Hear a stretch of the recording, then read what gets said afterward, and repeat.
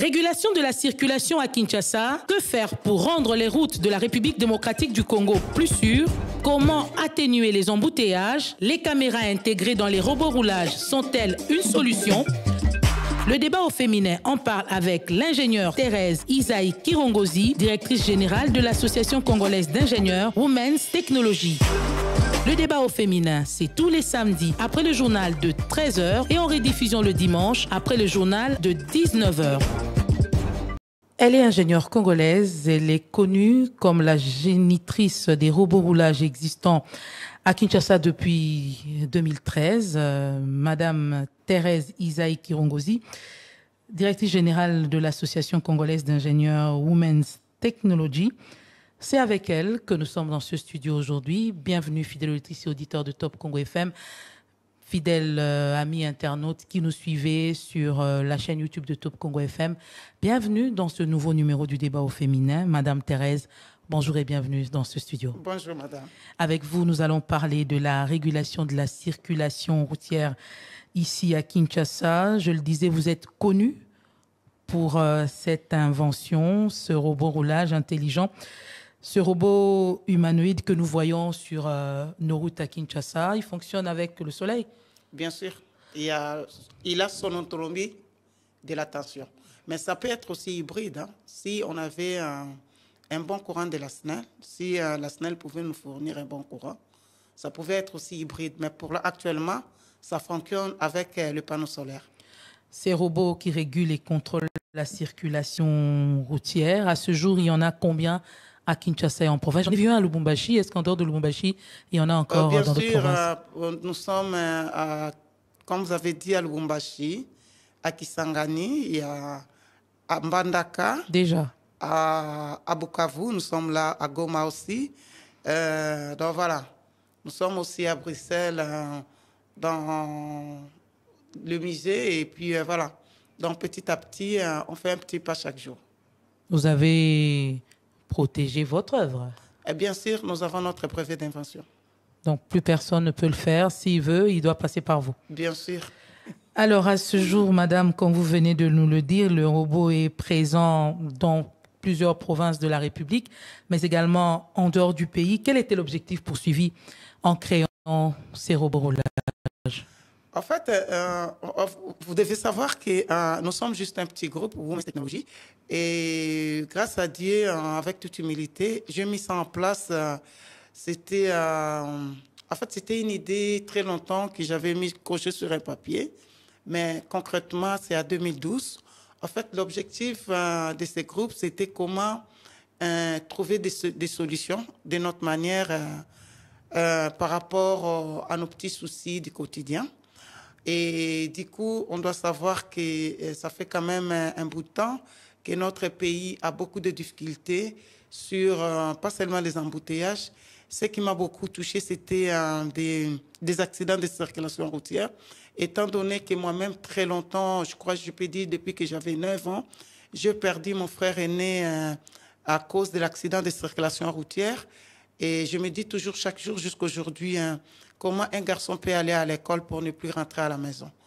Et ça me dérange. Et puis, quand on est tombé sur le projet comme ça, donc je me suis donné un fond avec mon équipe pour chercher comment nous pouvons trouver des solutions. Tout au début, on était là pour dire que non, que les enfants traversent le route avec beaucoup de sécurité pour qu'on n'arrive plus à avoir les accidents. Et petit à petit, on a évolué pour avoir vraiment un robot de régulation. Et pour le moment, nous sommes à un robot de régulation et de contrôle. Donc, petit à petit, on fait un pas de l'avant. Vous pensez avoir atteint les objectifs de départ? Je ne sais pas si on a... C'est à vous de nous juger. Mais quand même, est-ce que vous pensez que depuis que ces robots sont placés dans les différents carrefours, on a réussi à mieux réguler la circulation, on a réussi, là où se trouvent les robots, à diminuer les accidents de circulation, les accidents de la route? Oui, parce que les robots, on les met souvent dans des carrefours les très, très compliqués. Mettez-vous seulement au Pongabi. Mettez-vous au niveau du Willery, vers Palais du Peuple. Si les robots ne fonctionnent pas, en tout cas, on a des problèmes. C'est compliqué. Et vous-même, vous allez voir aussi sur Boulevard du 30 juin, en passant, je peux dire, ça fait quand même plus de 7 ans, le fait là ne fonctionnait pas. Et vous avez vu des embouteillages qu'on avait sur Boulevard du 30 juin. Aujourd'hui, nous avons atténué les accidents parce que nous avons réhabilité tout le fait, presque, si je peux dire, 5 carrefours. On a réhabilité déjà 4. Et même à Lubumbashi, à la place de la Poste, il faut voir quel était l'embouteillage. Et puis, au niveau de Kisangani, là, récemment, on vient de placer le robot. Je crois c'est à la population de nous juger si nous avons vraiment atténué des embouteillages ou les accidents ou pas. Bon, les embouteillages, on va en parler, hein, parce que ça, c'est le cauchemar des Quinois. Mais on voit quand même deux fois les robots tomber en panne, surtout celui de Kitambo Magasin. Il est souvent en panne. Comment vous organisez pour la maintenance? Parce que parfois, ça prend quand même des jours. C'est une petite équipe. Non, c'est pas question vraiment d'une équipe, hein, mais ça, c'est un sérieux problème. Parce qu'il faut d'abord savoir comment il y a d'autres villes qui arrivent à procurer les robots. Parce qu'il n'y a pas, si je peux dire, mécanisme de suivi. Je peux demander peut-être, je suis à la radio, mais permets-moi de demander peut-être à notre gouverneur de la ville de Kinshasa. Allez-y, madame. À quel moment il s'est déjà occupé de tout ce que nous sommes en train de faire par rapport à la maintenance. Est-ce qu'il arrive par moment de demander... Qui assure la maintenance? C'est la ville ou c'est vous-même? Pour le moment, c'est très compliqué. C'est très compliqué. Je peux dire, c'est le gouvernement central, peut-être une fois par an, peut vous aider et difficilement. En fait, il n'y a pas une organisation correcte pour qu'on arrive à faire la maintenance. Écoutez, je suis entrepreneur, tout ce qu'on fait là, en commençant par la recherche, placer les innovations à la place publique pour l'utilisation publique, et après... il n'y a pas de suivi, donc c'est compliqué. Non, mais non, c'est pas vraiment ça, mais moi je crois que c'est le pays qui doit quand même... Je crois avec ces conclaves qui viennent de se passer, en passant, je félicite le ministre des Recherches. Avec ces conclaves, je crois qu'il y aura quand même des changements pour savoir quand même donner de la valeur à nos recherches et puis par rapport aux innovations locales. Parce que quand nous le faisons, je peux donner un exemple, pour Mbandaka, c'est quelqu'un de bonne foi, permets-moi peut-être de citer des noms de Guy Luando, qui a acheté en bonne foi pour Bukavu. C'est un homme d'affaires qui a acheté le robot pour Bukavu et pour Goma. Donc voilà. Répondez-nous, comment ça se passe alors pour aller placer les robots? C'est des individus qui vous contactent ou c'est les gouvernements provinciaux? En fait, c'est les gouvernements. En principe, on devait vraiment contacter le gouvernement provincial. Ou c'est le ministère du Transport qui devait vraiment nous accompagner avec ces projets pour savoir que non, le plan est bon et puis nous vous donnons peut-être le plan, comment vous allez installer le robot, dans quel endroit ou des carrefours compliqués. Il n'y a pas un canevas. Ça fait 10 ans que ces robots sont sur nos routes, mais... Tout le monde est là, on nous félicite, mais... L'accompagnement ne suit pas. L'accompagnement n'est pas là, donc voilà. Je peux dire quasiment l'accompagnement n'est pas là. Je ne regrette pas parce que par rapport au robot roulage, mais je vois plusieurs femmes ou hommes qui se sont donnés par rapport aux innovations qui fait la fierté de notre pays. Aujourd'hui, tout le monde était fier de voir l'accompagnement du robot à la francophonie. Mais écoutez, c'est une fierté technologique de notre pays, mais nous avons besoin derrière cela d'un accompagnement fiable qu'on sait que non, nous sommes accompagnés. Mais je vois quand même les efforts du gouvernement, ça je ne peux pas nier cela, le gouvernement central, mais c'est très compliqué. Pour moi, c'était d'abord le gouvernement provincial qui pouvait arriver à avoir un contrat avec Womes Technologies, et si nous implantons un robot et que les robots ou le fait de signalisation que nous avons implanté dans un carrefour, et qu'on arrive à avoir des suivis. Je peux donner comme la ville, comme Lubumbashi. On a un contrat, mais qui a fait quasiment 6 ans. On a les impayements de la maintenance. Et pourquoi vous allez nous dire que non, les robots ne fonctionnent pas? Et Kinshasa, c'est combien? À Kinshasa, il n'y a même pas un contrat. Donc, s'il n'y a pas un soubassement, je ne sais pas comment on peut continuer. Donc, jusqu'à présent, les robots demeurent votre propriété et que vous mettez à la disposition de la communauté? Je peux dire ça. Pas de contrat signé avec le gouvernement national pour ça? Non, avec le gouvernement national, on est en train de faire un projet global pour voir... mais c'est encore... embryonnaire. Bon, en fait, il n'y a pas un plan global, si je peux dire ça. C'est ce que je déplore. Mais comment, vous me dites, comment je fais par rapport peut-être à la maintenance? La maintenance, si quand il y a des pannes. Si le gouvernement n'arrive pas à me donner quelque chose, c'est-à-dire, étant qu'entrepreneur, je prends notre propre argent de l'entreprise et nous mettons pour faire la maintenance de quelque chose qui profite la population qui profite à tout le monde. C'est vraiment déplorable. Les pièces, je suppose que ne sont pas trouvables sur place. Ça veut dire que vous les faites venir de l'extérieur. Vous imaginez la suite. Ça veut dire que ça peut prendre... C'est ce qui justifie que ça peut faire 2 jours, 3 jours. Mais bien sûr. En fait, la crainte pour moi et mon équipe, ce n'est qu'on ne nous dise pas qu'on a fait du plagiat. C'est ça la crainte. Parce que nous pouvons aussi peut-être enlever nos feux de signalisation. J'en ai vu vers Sosimat, c'est marqué. Est-ce que tout ce qu'on a comme feux de signalisation dans la ville sont de vous ou il y a d'autres qui viennent d'ailleurs? Non. En fait, sur Boulevard du 30 juin, ça c'était le plan du gouvernement à l'époque du président sortant. Et ça, ce sont des Chinois qui ont installé le feu de signalisation. Mais la technologie a fait que juste après l'installation, je ne sais pas qu'est-ce qui s'est passé, une année après, tout le feu sur Boulevard du 30 juin est hors fonctionnel, si je peux dire, pendant quand même plusieurs années. Vous allez remarquer, moi aussi, c'est l'avenue que je prends presque Boulevard du 30 juin, presque chaque jour pour aller dans mes services. Et du coup, je me posais toujours la question, qu'est-ce qui se passe? Avec mon équipe, quand nous allons remarquer que les années passées... Vos usines de montage sont ici? Bien sûr. C'est en Gilia plus. Oh là. Donc, nous avons remarqué qu'il y avait quand même l'erreur par rapport à l'installation. D'abord, il faut savoir, les Chinois ont installé ce fait de signalisation avec le courant alternatif qu'on appelle le courant de la SNEL, qui est quasiment presque pas permanent.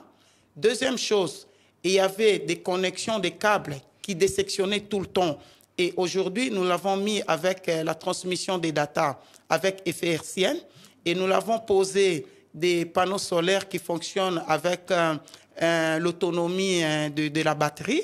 Et puis, nous avons doté aussi des caméras que l'État peut arriver à faire à fin utile. Mais ça, c'est un projet du gouvernement. Ça, ce n'est pas notre projet. C'est le gouvernement qui a mis les moyens pour qu'on arrive.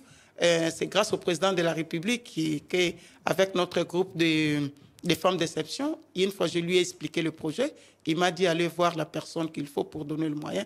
Mais moi, je veux que quelque chose qui soit régulier. Je veux quelque chose qui...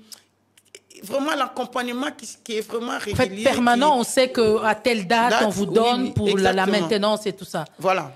Merci beaucoup. Vous avez lancé cet appel à la ville de Kinshasa, qui a d'ailleurs le plus grand nombre de robots installés. Bien sûr. Alors, on vous a vu, vous avez été récemment voir le responsable de la police, madame. Qu'est-ce que vous êtes allé lui présenter?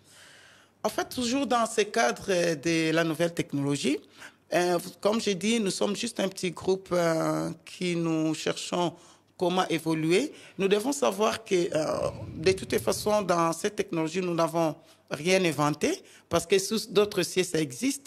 Alors, par rapport au robot roulage, on a voulu plus mettre le système contrôle parce que, comme je viens de dire tout à l'heure, le robot a 2 fonctionnements, c'est-à-dire la régulation et contrôle.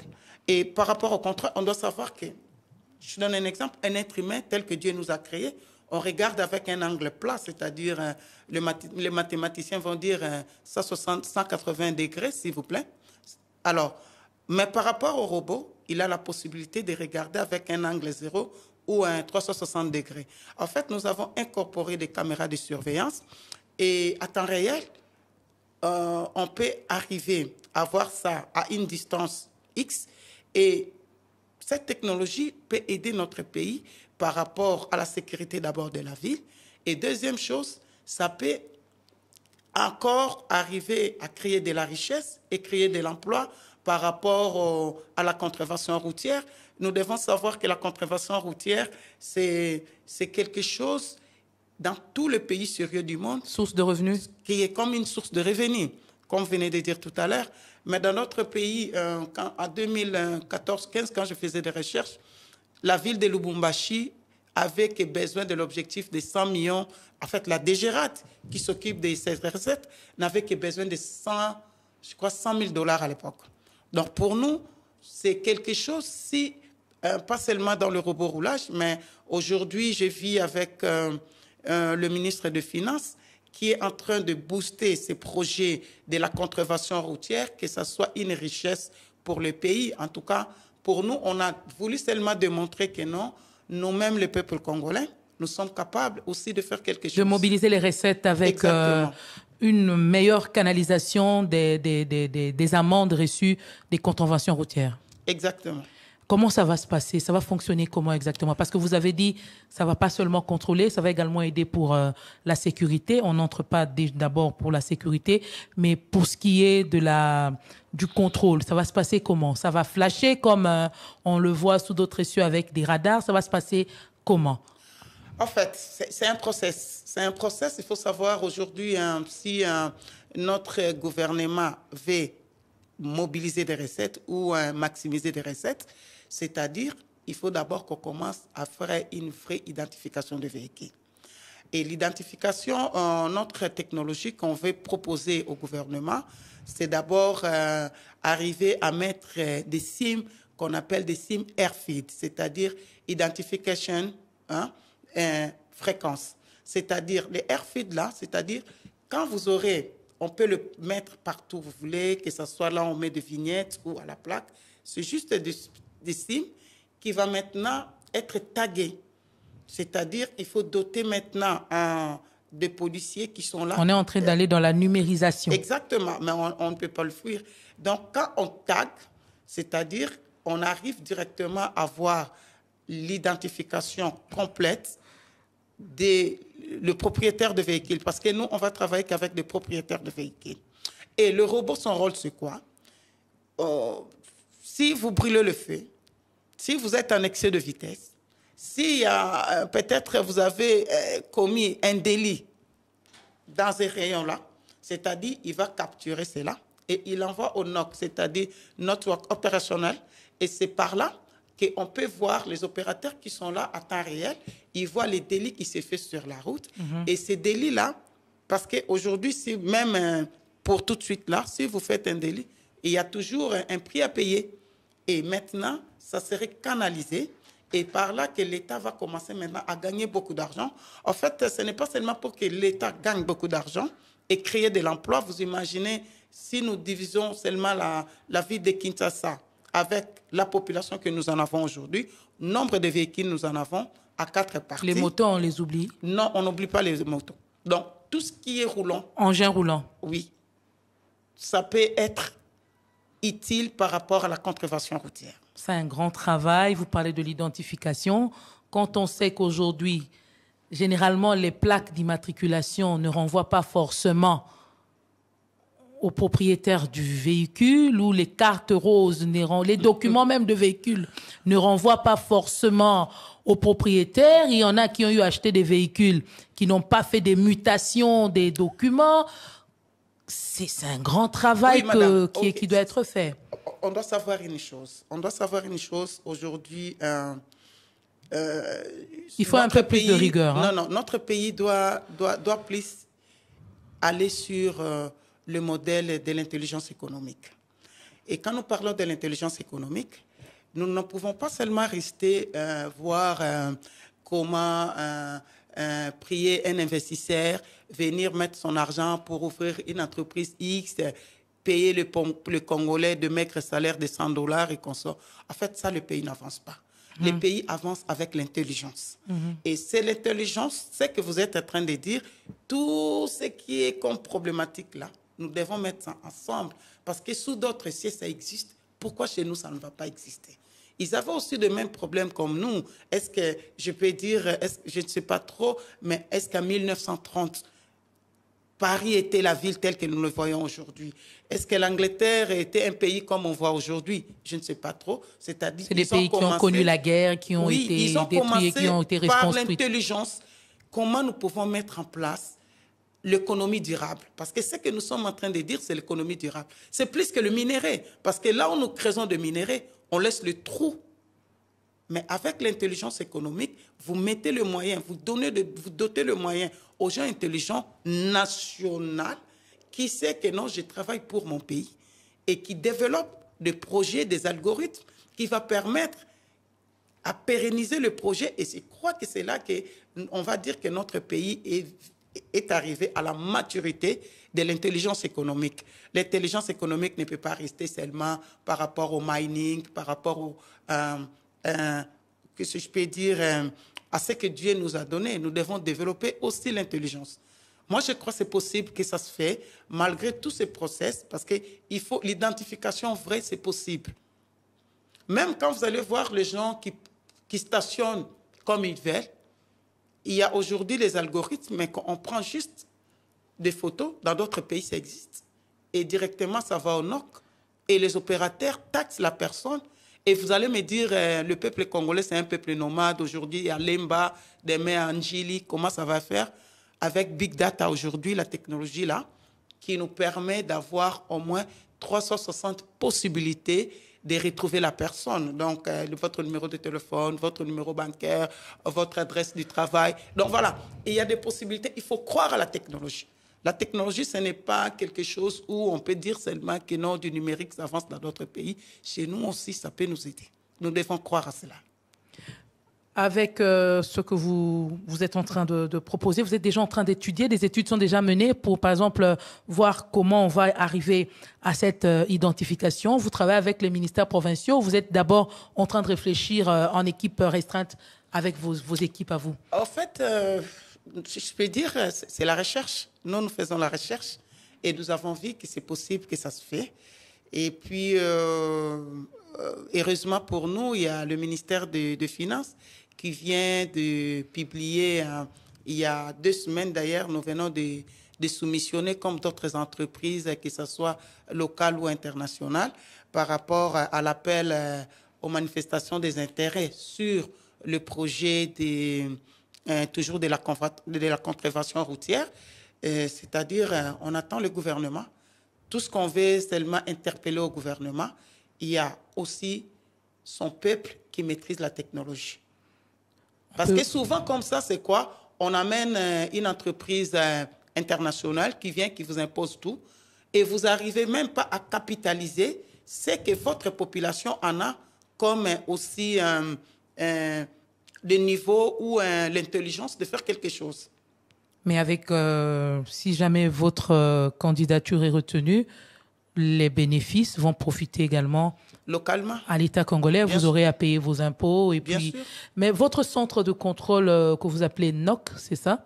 Oui. Est-ce il y aura des éléments de la police dedans? Est-ce que ce sera à vous maintenant de communiquer en temps réel les contrevenants et leur identité à la police? Ça va se passer comment concrètement? Oui, concrètement, si je peux dire, en fait, c'est un projet interministériel, étant donné que le ministère du Transport, le ministère des Finances, il y en a autant de ministères qui doivent entrer, surtout intérieur. En fait, c'est l'État de prendre des choses en main, de savoir, étant donné que le projet va être PPP, comment faire des choses. Je sais qu'avec toute humilité, nous avons quand même les experts qui savent bien comment organiser des entreprises comme ça. Voilà pourquoi j'ai appelé ça, ça sera une intelligence économique pour le pays, pour que les gens arrivent à comprendre comment ça va se faire. Mais tout ce que nous demandons, que ça n'échappe pas. Parce que dans tout cela, derrière, on a une base de données. Et cette base de données, c'est une richesse très, très capitale que le pays ne peut pas vendre. Parce qu'aujourd'hui, si on a une richesse qui ne va pas se pérenniser dans 30 ans, dans plusieurs années, c'est une base de données. Donc, il y aura tellement d'opportunités et nous avons besoin que l'État arrive à maîtriser le projet et à mettre aussi le national dans ce projet. En fait, je ne parle pas seulement de Women's Technology et je sais qu'il y avait aussi d'autres entreprises numériques qui se sont aussi soumissionnées. Donc, mettre tout le monde d'accord. Heureusement, il y a des groupements aussi qui s'est fait et voir comment implémenter le projet dans notre pays. La police va travailler avec vous de très près parce que vous avez été également présenté le projet à la police. Bien sûr. Vous aurez les agents de la police dans vos locaux où eux auront ou seront connectés directement à votre centrale. En fait, les datas que nous pouvons envoyer, chacun peut entrer par rapport à ce qu'il en a besoin. Donc, nous voyons Si peut-être, je peux dire, l'armée en a besoin, on l'envoie à l'armée. Il aura sa bande passante, la police, la DGRAT, donc tout ça. Avec donc, vos caméras, les routes seront un peu plus sécurisées parce qu'on a également aussi beaucoup d'agressions sur les routes, si on peut dire ainsi, les enlèvements, les kidnappings, les koulouna également qui s'en prennent à la population. Et avec ces caméras intégrées dans les robots, on pourra utiliser les images pour des raisons d'enquête? Bien sûr, parce qu'il y a un backup. Il y a un backup à tout moment que la police en aura besoin. Il peut toujours demander. Ce sera des enregistrements Donc, illimités oui, ou ça va... Voilà. En fait, voilà pourquoi j'appelle un backup. Donc, à tout moment, vous dites, nous avons besoin de l'information qui a été passée. Ça ne nécessitera pas une autorisation de la justice? Oh, bon, je ne sais pas trop comment l'État va en faire. En fait, nous sommes qu'un groupe de l'intelligence, minimum comme nous sommes, avec toute humilité. Et nous sommes là en train d'implémenter un projet et c'est à l'État de prendre ça à main et de savoir à fin utile. Donc, voilà. Par rapport à la sécurité, comme j'avais dit, vous venez de demander tout à l'heure, en fait, nous envoyons le bloc des data et ce sont des opérateurs que l'État va mettre en place qui vont comprendre que non, ces data, nous en avons besoin pour tel problème.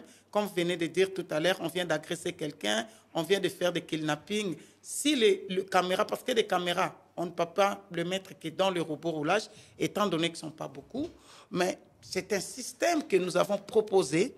On peut le mettre. Aujourd'hui, si vous êtes dans une ville comme Londres, vous quittez un point pour aller à un point X ou au centre-ville, vous êtes filmé 360 fois. Et on doit savoir, au début, au préalable, nous avons d'abord un problème. Pourquoi nous avons plus sollicité le robot ou le fait de signalisation que nous avons arrivé à réhabiliter? Parce qu'on doit savoir, c'est quelque chose d'électronique, ça demande de l'énergie. Et maintenant, nous l'incorporons avec l'énergie solaire que nous en avons, parce que nous avons arrivé quand même à faire une bonne cotation, de savoir que non, que ce soit la régulation et le contrôle, peuvent fonctionner ensemble. En fait, c'est tout un travail technologique qui est là-dedans et qui nous permet de savoir comment nous pouvons... On sait que la SNEL, on ne peut pas le bypasser 100%, mais néanmoins, que ça ne soit pas une raison pour dire que non, nous n'arrivons pas à sécuriser notre ville par manque de l'énergie électrique. Les tests ont déjà été menés, ou vous êtes maintenant en phase expérimentale? On est en phase expérimentale, si on peut dire. Les tests sont là. Si vous voulez, je peux vous envoyer des images. Et à la télé, nous, avec la RTNC, on a montré... C'est déjà quels robots qui ont des caméras intégrées? Pour des raisons de vous sécurité, ne pouvez pas je le ne peux pas dire. le dire. Mais il y en a déjà à Kinshasa ici. Oui, à Lubumbashi aussi. Et on est en train de voir bien sûr, à temps réel. En temps réel comment ça se passe, tous ceux qui brûlent les feux, tous ceux qui... Est-ce que au finish, on s'attend à ce que le civisme revienne sur les routes de Kinshasa parce que c'est un sérieux problème. On brûle le feu à temps et à contre-temps. On dépasse à temps et à contre-temps, ce qui occasionne également beaucoup d'embouteillages. Les piétons ont du mal à traverser, les espaces des piétons sont violés par des véhicules qui sont pressés de partir. Est-ce qu'avec cette solution, on arrivera à bout, si pas complètement éradiquer, mais est-ce qu'on va sensiblement diminuer cet incivisme sur les routes? Madame, on doit savoir une chose. On doit savoir une chose. Là où il y a l'impunité, les choses ne marchent pas. Quand nous parlons de la contrevention routière, c'est pour que quelqu'un que le son... Parce que qu'est-ce que nous faisons, nous, les chauffeurs, les conducteurs? On sait que je vais donner 1000 francs à un policier ou 500 francs et la chose passe. Mais si nous suivons d'autres modèles sous d'autres cieux, comment ils ont fait, il y a des permis de conduire qui est contrôlé, qui peut être arraché, qui peut être à un moment, peut-être, on te dit, suspendu. suspendu. Et il y a des contraventions qui vont suivre ton patron à la maison parce que nous allons travailler pas avec les chauffeurs, mais avec le propriétaire de véhicule. Et je crois tout cela, quand il y aura maintenant, les gens savent que non, c'est payable au lieu que cet argent j'utilise pour d'autres choses. Et c'est comme ça que la conscience va commencer à venir petit à petit. On ne peut pas être dans une ville où il y a l'impunité totale. Alors, surtout sur les routes. Ah oui, tout le monde va faire ce qu'il peut parce que si sur la route il y a l'impunité, bon, qu'est-ce qu'on va attendre? On sait déjà que non, si je brûle le feu, un policier peut me faire arrêter, je sais ce que je dois faire et puis je passe. Ce qu'on appelle Mbote Alika sur voilà, c'est fini. Donc, il faut qu'on arrive à... Et surtout, c'est nous aussi, nous-mêmes, les usagers de la route, de prendre conscience. Mais moi, je crois que tant que l'État n'aura pas arrivé à mettre des règles que nous devons respecter, tant qu'il y aura toujours cette impunité qui va continuer sur la route, on n'aura pas une solution. Vous êtes en phase expérimentale. Vous avez déjà calculé, par exemple, le temps de réaction de la police entre la commission des faits et l'intervention? Oui, là où il y a peut-être... là où il y a des caméras, si je peux dire, l'effet, c'est à temps réel. Hein. Ça ne pose pas beaucoup de problèmes. C'est le commandement qui vont réagir parce que moi, je ne suis pas policière. Je ne sais pas comment ils ont des codes de commandement. Mais par rapport à la technologie, c'est que nous sommes en train de travailler plus de la cotation par rapport à l'énergie. Il faut savoir que si vous voulez qu'on donne 24 heures sur 24 heures les informations, ça va demander plus de l'énergie si peut-être on donne 12 heures, si on donne 6 heures. Et c'est là où nous sommes en train de travailler par rapport à cela. Mais étant donné qu'il y aura plusieurs NOC et des informations vont circuler, ce sont des ondes. Et pour moi, je sais que ça va être opérationnel. Je rêve tellement ces projets depuis 2013. Et je sais que le pays va créer quand nous voyons autant de jeunes qui finissent leurs études par rapport à l'informatique du réseau et les développeurs et tout ça. Donc voilà, et je vois eux qui vont bénéficier de ce travail et nous tous, nous allons créer encore plus de la richesse fiable pour notre pays. Les NOC, vous comptez en ouvrir combien à Kinshasa ici, selon par district, par commune?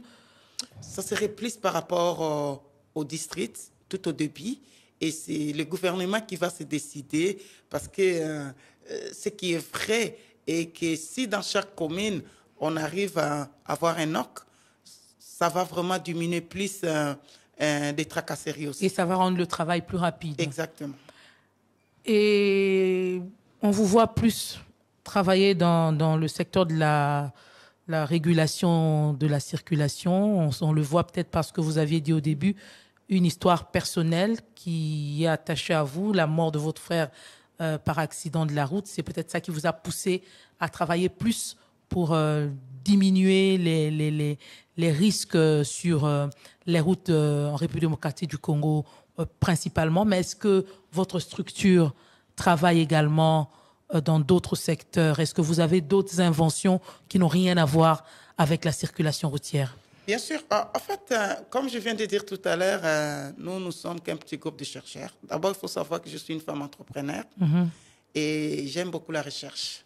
Donc, tout ce que je peux gagner comme bénéfice dans mes projets ailleurs, je les jette dans la recherche parce que je crois à cela.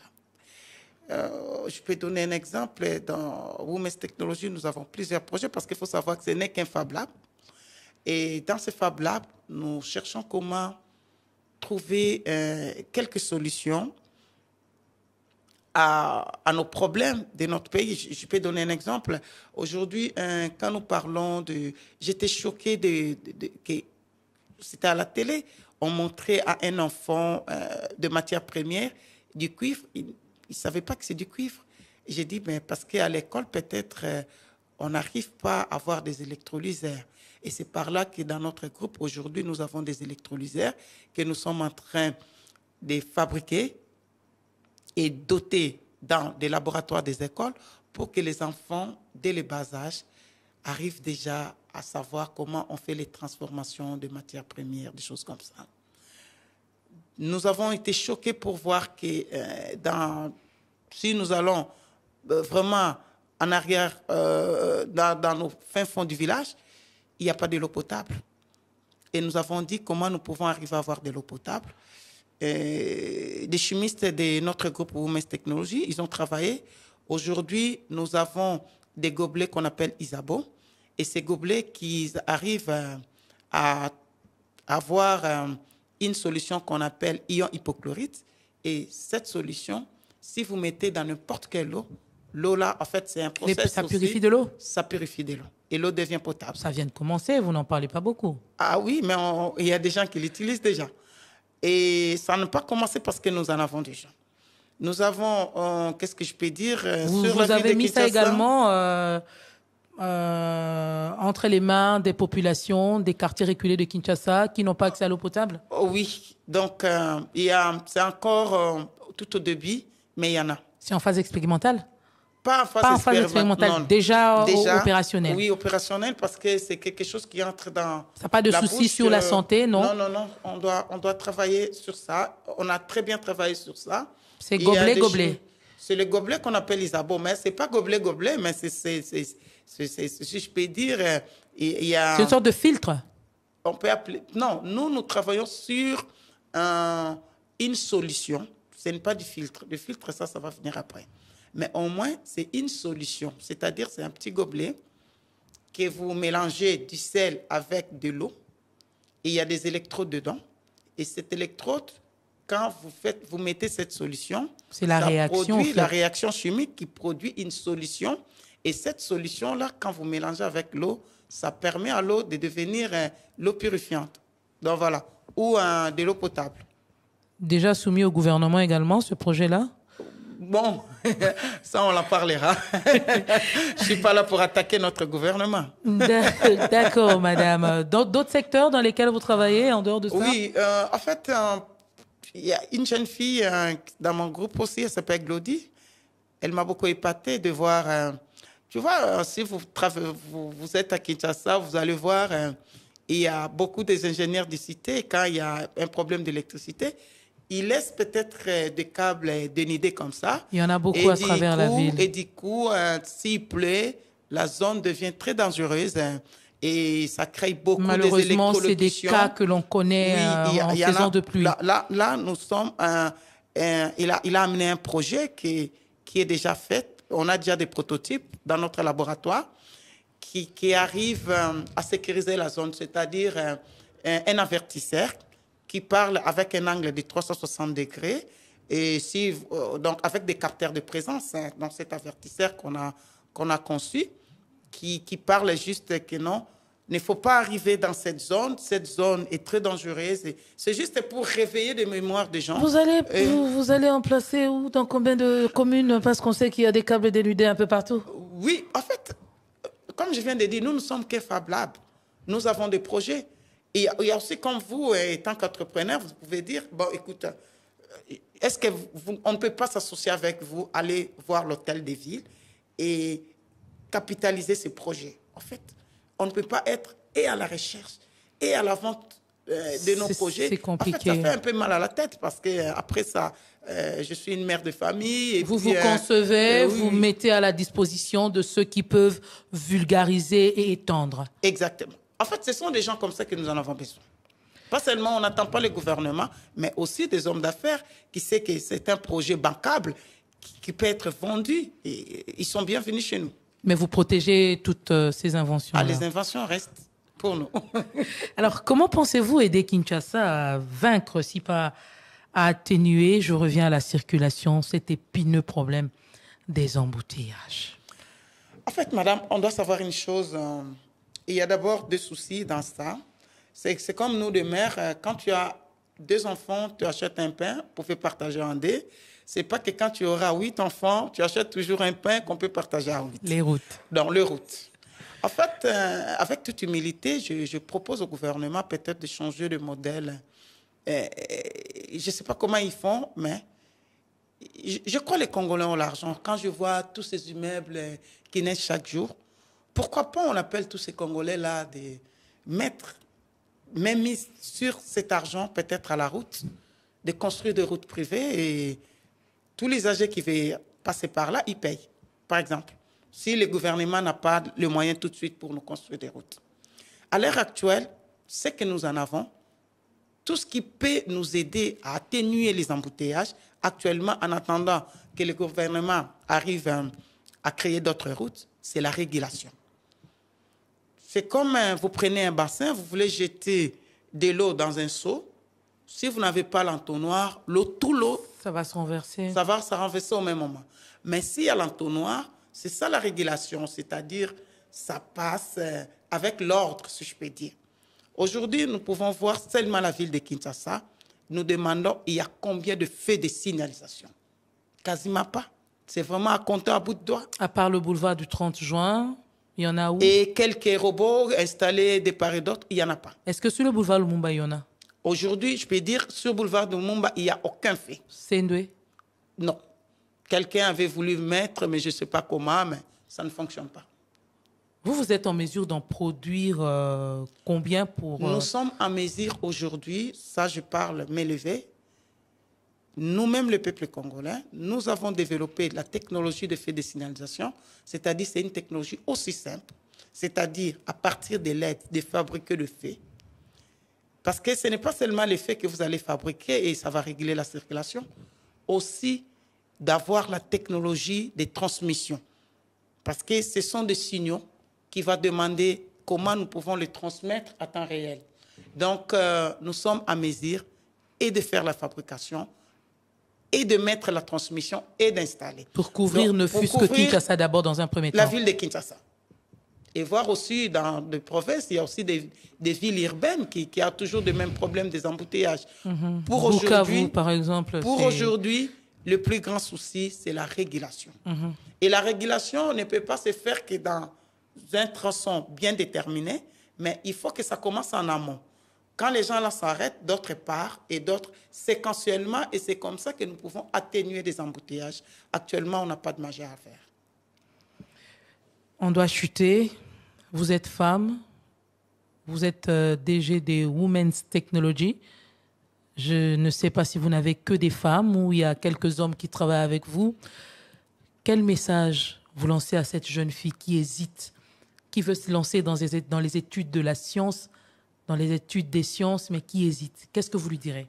Ah ben, écoutez, moi, par contre, je commence d'abord par dire la science n'a pas de sexe. On doit savoir ça. Et c'est plus aux parents d'encourager les enfants dans les STEM, c'est-à-dire sciences, technologie, ingénierie et mathématiques, parce que c'est là où ça repose plus le métier du futur. Parce que dans 20 ans, il y aura beaucoup de métiers qui vont disparaître. Et c'est à nous de prendre conscience, de booster plus nos enfants.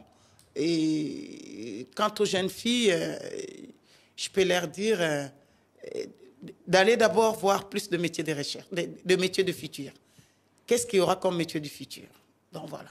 Elles peuvent être formées au Congo? Vous avez étudié ici? Bien sûr, moi je suis un produit quinoise. Je suis né à Kinshasa, grandi à Kinshasa et étudié à Kinshasa. Mais il faut savoir que j'ai fait plusieurs formations à l'étranger, à France, mais au Japon, base, c'est ici. Aux États-Unis. Mais ma base, c'est l'ISTA. Je suis un produit de l'ISTA.